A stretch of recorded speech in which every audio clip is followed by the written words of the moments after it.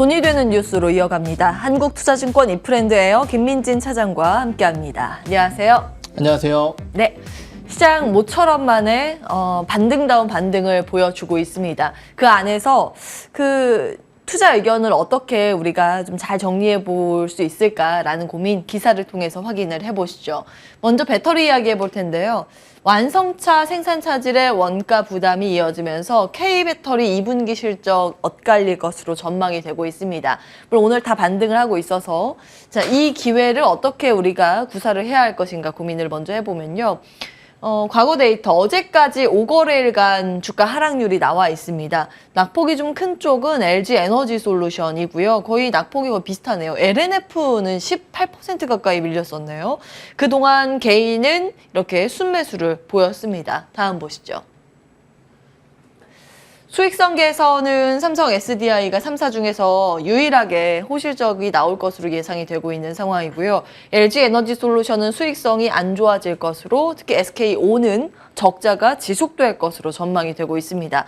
하반기 2차 전지 수요는 회복이 가시화된다면 주가는 그때 회복이 가능하다, 이런 이야기입니다. 일단 시장 성장성은 지금 확보가 돼 있는 그런 섹터이긴 한데 전망에 따라서 등락이 거듭되는 그런 분위기죠. 그렇죠. 어떻게 평가하고 계세요? 우선 이번 배터리주들의 하락은 첫 번째는 당연히 시장에 대한 급락과 함께 전반적으로 밸류에이션에 대한 하락 조정이 나타나게 되면서 버텼었던 종목군들까지 지난 주말부터 좀 하락폭을 확대시켰던 이슈들, 이러한 부분들이 2차전지 관련주들의 하락으로 나타났고요.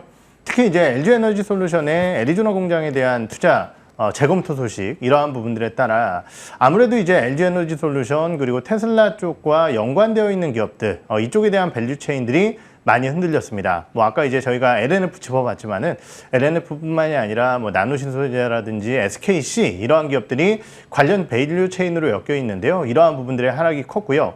다만 이제 저희가 눈여겨봐야 될 부분은 그러면은 이제 2차전지 관련주들의 현재 업황 그리고 앞으로의 업황이 어떻게 될 것이냐라는 점인데 2분기 실적이야 당연히 차이가 날 수밖에 없습니다. 삼성 SDI 같은 경우는 젠5 배터리 쪽에 대한 출하량이 늘어나면서 실적이 좋아지는 구간이었고 거기에 더해서 소형전지 쪽에 대한 기대감 자체도 굉장히 유효할 수밖에 없는 환경이었다는 거죠. 환율 효과도 있었고요. 그런데 LG에너지 솔루션 같은 경우는 테슬라가 아무래도 이제 상해 공장이 2분기에 셧다운을 했기 때문에 이러한 부분들에 따라 데이터가 별로 안 좋을 수밖에 없었습니다. SK온 같은 경우는 아무래도 이제 원자재 가격 상승 때문에 흑자 전환 시점이 조금 뒤로 밀리는 상황이었고요. 그렇기 때문에 이러한 부분들을 종합적으로 고려해 봤을 때의 2분기의 실적 눈높이 자체는 우리가 이해할 수 있는, 그리고 어느 정도 추정할 수 있을 만한 이슈였다라는 것이고요.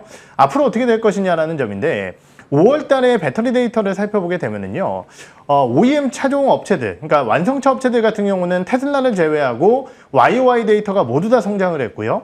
거기에 더해서 배터리 셀 업체들도 상위권 업체들을 보면은 CATL이 어마어마하게 성장한 가운데 LG에너지 솔루션 정도를 제외하고는 대부분 다 좋은 모습을 보였습니다. 그렇기 때문에 배터리 부분은 5월 달부터 분명히 개선의 흐름을 보였다는 측면에서 시장만 받쳐주게 된다라고 한다면은 상승 쪽으로서의 방향성을 가져갈 확률이 높다라고 보는 것이 맞을 것 같습니다. 예, 그러면 이 덜컹거림을 이용해서 우리가 투자 확대 전략이 옳은 걸까요?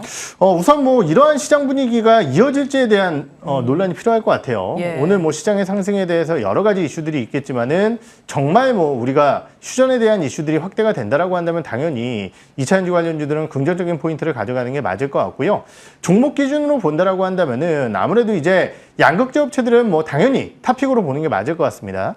셀 업체들 같은 경우는 어느 쪽으로 봐야 될 것이냐에 대한 고민이 있겠지만은 2분기 실적 발표가 어느 정도 마무리되고 혹은 관련 이슈 때문에 눈높이가 좀 낮아지게 된다라고 한다면은 LG에너지 솔루션에 대한 관심도도 높아질 가능성이 있다라고 판단합니다. 예. 이유가 뭐냐면은요. 아까 말씀드렸듯이 LG에너지 솔루션 실적이 안 좋은 이유는 공장 투자에 대한 지연 소식과 그리고 테슬라 쪽에 대한 이슈였는데요. 상해 공장이 이제 다시 재가동을 시작을 하면서 출하량이 늘어날 가능성이 매우 높고요.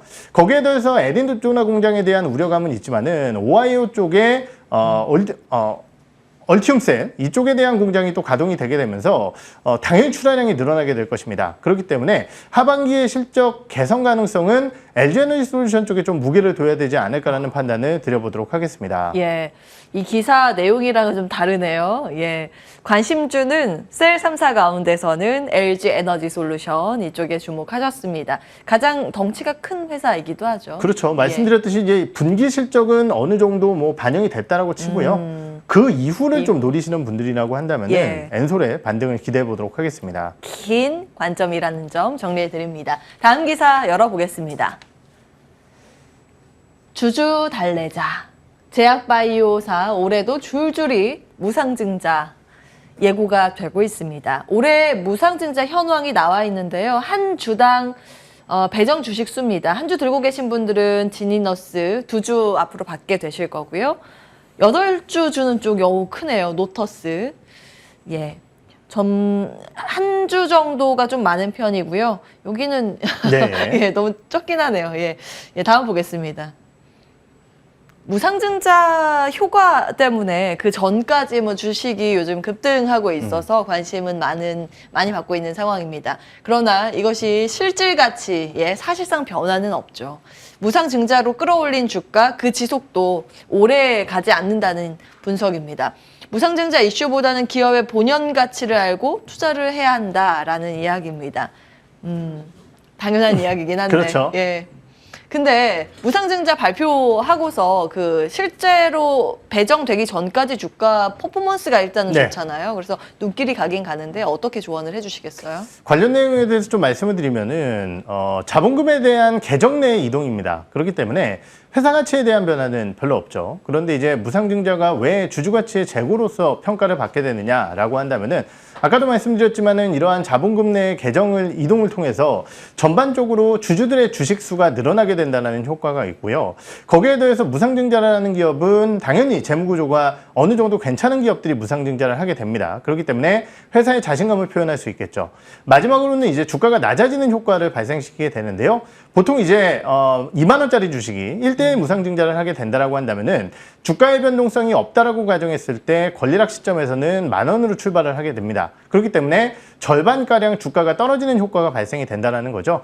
가격이 싸 보이는 효과, 이러한 부분들 때문에 주가가 올라간다는 건데요. 사실 모든 무상증자가 주가의 상승을 동반하지는 않습니다. 하지만은 이번 시장에서 무상증자가 눈에 띄었었던 가장 큰 이유는요.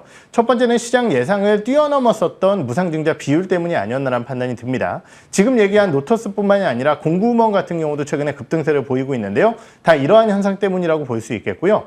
또 하나의 요인은 결국은 이제 시장이 워낙 급락세를 보이면서 무상증자 관련된 테마가 좀 형성이 됐다라는 거죠. 아무래도 돈이 갈 방향이 없다 보니까 이러한 내용만으로도 굉장히 많은 수급이 쏠리게 되면서 전반적으로 주가의 상승을 이끌었다라는 점, 이것이 최근 나타난 무상증자의 효과였다라는 거고요. 주가에 대한 흐름을 살펴보게 되면은 첫 번째, 무상증자 발표 전에 주가가 좀 올라오는 기업들이 있습니다. 뭐 내부자 정보인지 아니면은 정보가 샜는지는 판단이 필요하겠지만은 최근에 관련 기업들에 대한 주가가 올라가는 경우를 많이 보게 되고요. 무상증자 발표 이후에 아무래도 무상증자가 호재이기 때문에 주가가 좀 올라가게 되고요. 이후에 권리락 시점에서 주가가 한번 올라가게 됩니다. 그런데 눈여겨봐야 될 부분은 권리락 효과로 주가가 급등한 이후에 주가가 한번 하락 전환하게 되면은 신주가 상장되기 전까지는 주가가 쭉 밀리는 경우가 많습니다. 그렇기 때문에 관련 기업들 보유하고 계신 분들이라고 한다면은 권리락 이후에 주가 상승 시점에서 어느 정도 피크아웃을 찍었을 때는 내려오는 것이 좋은 전략이다라고 좀 말씀을 드리겠습니다. 예, 오늘도 그런 종목이 있죠. 무상증자 권리락 효과에 3연상 가고 있는 종목. 네, 공구먼이죠. 예. 네. 그러나 이제 타이밍 전략이 중요하다고 하셨어요. 굉장히 발빠른 대응 전략이 필요하다는 말씀. 한번 이제 하락이 꺾이기 시작하면 이제 무섭게 내려올 가능성이 있기 때문에. 그렇죠. 그리고 이제 이러한 종목군들이 아까도 말씀드렸지만은 신주가 상장되는 시점에서 사실 주가를 계산해야 됩니다. 지금 네. 당장 올라오는 주식 주가는 내가 한 주밖에 가지고 있지 않은 거고요. 만약에 1대5 무중을 했다라고 한다면은 5주는 나중에 상장될 시점에서의 주가가 중요한데 그렇죠. 아까 말씀드렸지만 권리락 이후에 피크아웃 후 상장되는 시점에서 주가가 무너지게 되면은 사실 수익을 크게 못 보는 경우가 많거든요. 그렇죠. 그러한 것들을 좀 예. 고민을 하셔야 될 것 같습니다. 예, 착시 효과도 있습니다. 이제 네. 무상증자 그 주식 수가 아직 반영이 되기 그렇죠. 전까지는 예, 계산 잘 하셔야겠네요. 알겠습니다. 무상증자 관련 이슈까지 체크해봤습니다. 한국투자증권 이프랜드예요. 김민진 차장과 함께했습니다. 고맙습니다. 감사합니다.